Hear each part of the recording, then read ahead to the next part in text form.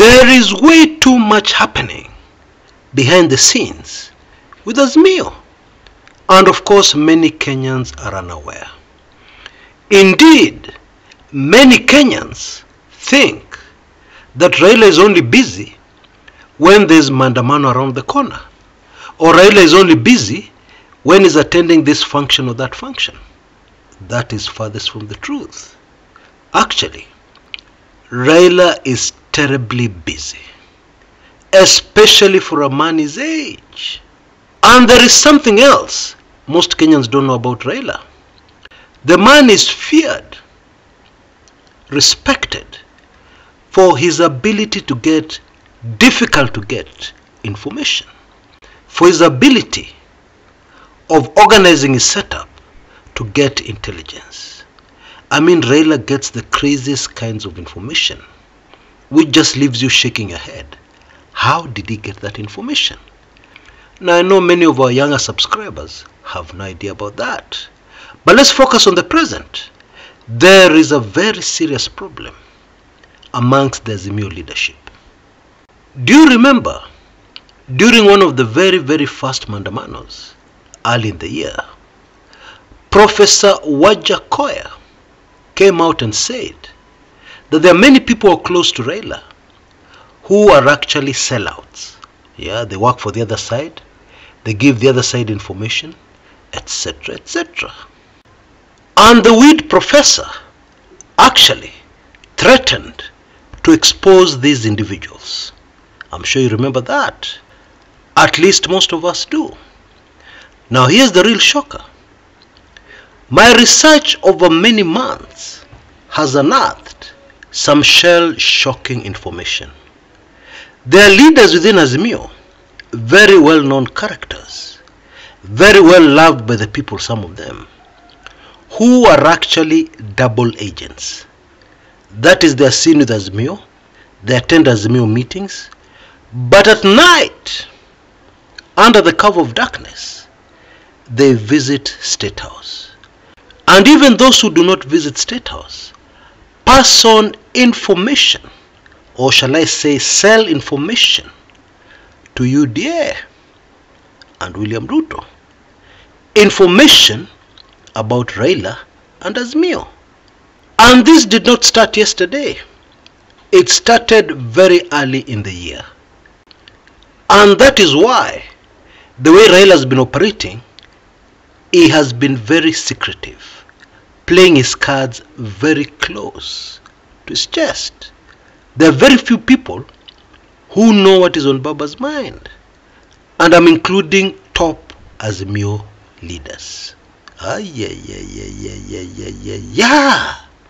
Now, I don't want to discourage anybody, but you see, times are very tough. And the nature of politicians is, if they're not in government, their life completely changes. They have no money. And strangely enough, even those who have businesses suddenly get a lot of financial pressure. I've never really been able to understand why. But this is precisely what happens to politicians. Now, currently we all know that times are especially difficult. Yeah, we are passing through a very difficult time. Yeah, with the economy and with people's finances. And therefore you can imagine the kind of pressure a lot of these Azimio leaders, Azimio politicians are under. And I'm talking about both elected and non-elected leaders. And so it seems that there's a new game in town. Yeah, you don't have to cross over to the other side. You can be useful to the other side, even as you remain in Azimio. How so? By selling them valuable inside information on what is going on deep inside Azimio. Okay? In fact, word on the street is that the other side pays very handsomely for useful information. And it is because of this kind of environment that those who are keen and very observant will have noticed that since around March this year, Raila Odinga has been very secretive, especially about Azimio's next move.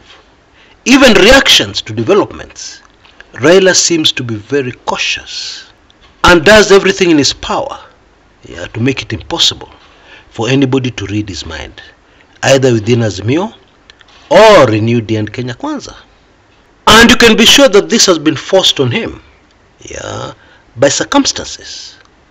But there is the downside to it all. There are many disadvantages of being forced to operate like this within your own setup. Top on the list, of course, is that sometimes it appears that there's confusion in Azimio. It appears that nobody knows what next. I'm sure you've gotten that feeling on many occasions. And the danger of this is that it can send wrong signals. Now, before we proceed any further, let me give you evidence that Raila Odinga has managed to be so effective that he has shut out information from the other side. Now, you'll remember earlier in this year, around the 19th of July, Raila's bodyguard, Maurice Ogeta, was abducted by people believed to be DCI officers. In fact, it was confirmed in the end that they were indeed DCI officers. And he was held for a few days before being released. And when he was released, he told Kenyans that they were looking for information from him. Specifically, Baba's movements and what Baba intended to do in the maandamano that was due, I believe, on a Friday. Now, here's the super fascinating thing that came out of this drama. It appears that nobody was aware that Baba was in fact bedridden. He was not feeling well. Nobody had that information. And the security boys at the time were expecting that Raila will make an appearance at the scheduled maandamano. And they were making plans on how to counter that. And so they really pushed Bwana Ogeta very hard to tell them what Baba was planning. And of course, Raila's bodyguard had no idea. But under pressure, he told them that he was not even sure that Raila would appear at the maandamano. Why? Because Raila was not feeling well. And you'll not believe it, the security boys did not believe him. Now, in case you didn't know, it is extremely difficult for a public figure, well known, indeed a national figure like Raila Odinga, to pull off something like that, where nobody even knows when he's bedridden. And especially those who gather intelligence had no idea. Do you think that is an easy feat? With all the workers you have, all the people you deal with, all the leaders you're communicating with all the time? Do you think that is an easy feat to pull off? Well, Raila pulled it off. And in my opinion, this is further evidence that what we are discussing today is actually the reality in Kenyan politics.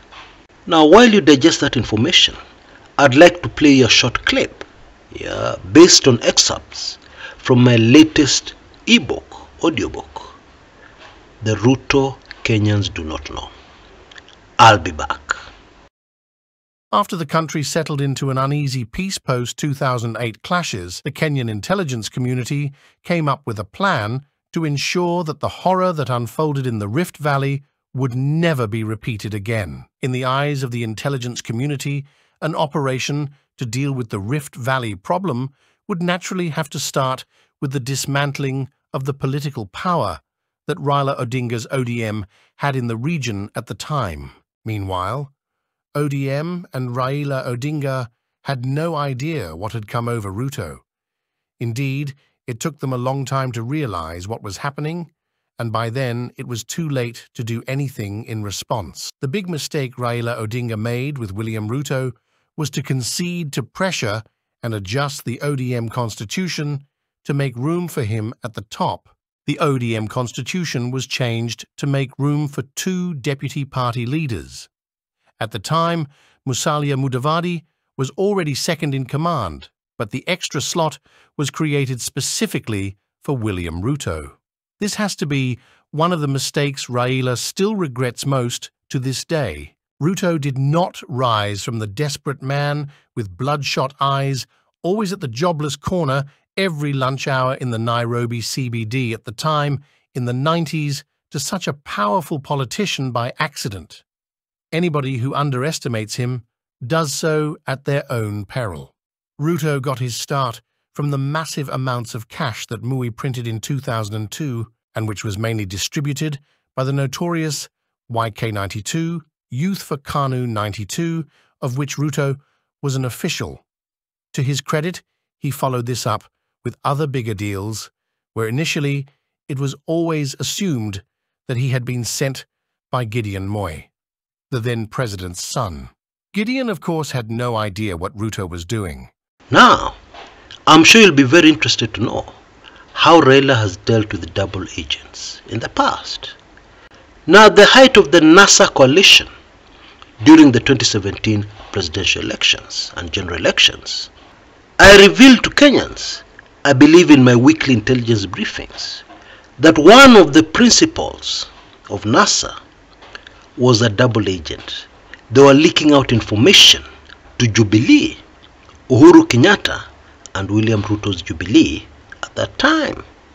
And today I will reveal that when I realized that Raila Odinga was already aware of this, I was shocked because he didn't take any action. Because it would have been very easy for him to expose this particular individual. But he didn't. That NASA principle stayed firmly in place until NASA was wound up, I believe at the time, when the handshake suddenly emerged in our politics. The handshake between President Uhuru Kenyatta and Raila Odinga in March 2018. And therefore, from that incident, you can be confident that even today, the Ruto molds remain within Azimio, making speeches during mandamanos, telling us that they fully support Baba and Azimio and the long-suffering people of Kenya.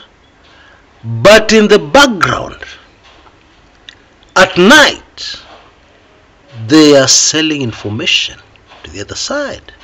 Well, as we have seen in recent months, there has not been much to sell to the other side because of the way Raila Odinga is playing this. And the sad and very unfortunate side to this story is that today, it seems, Raila Odinga does not know who to trust. There are very few people that Raila can trust. One of them, of course, is Professor Mutua. You know, there are those people who are just principled. They have principles and no amount of money can buy them. Yeah, there are those kinds of people.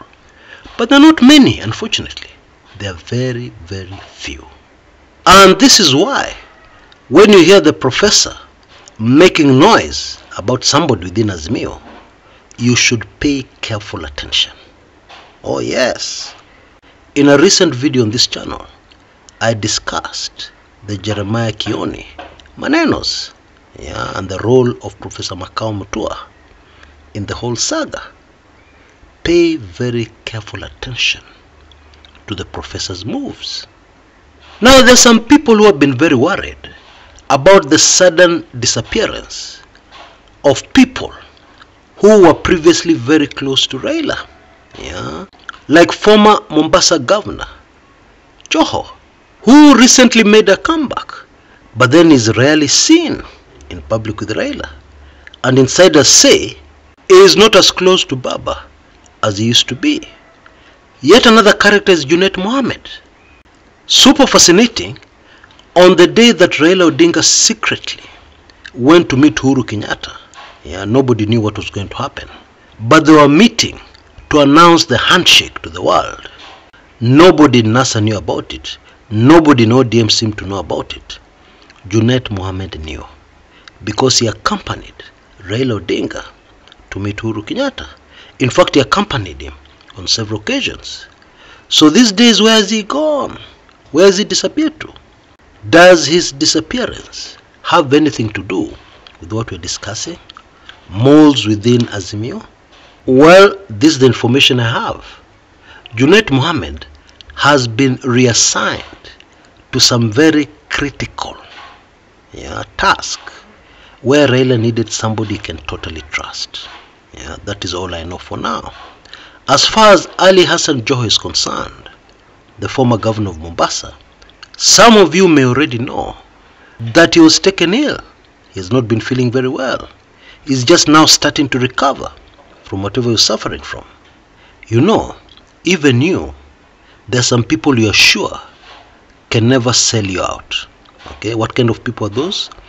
Those are usually the kinds of people whom you have a lot of information, sensitive, secret information about them, even as they may have information about you.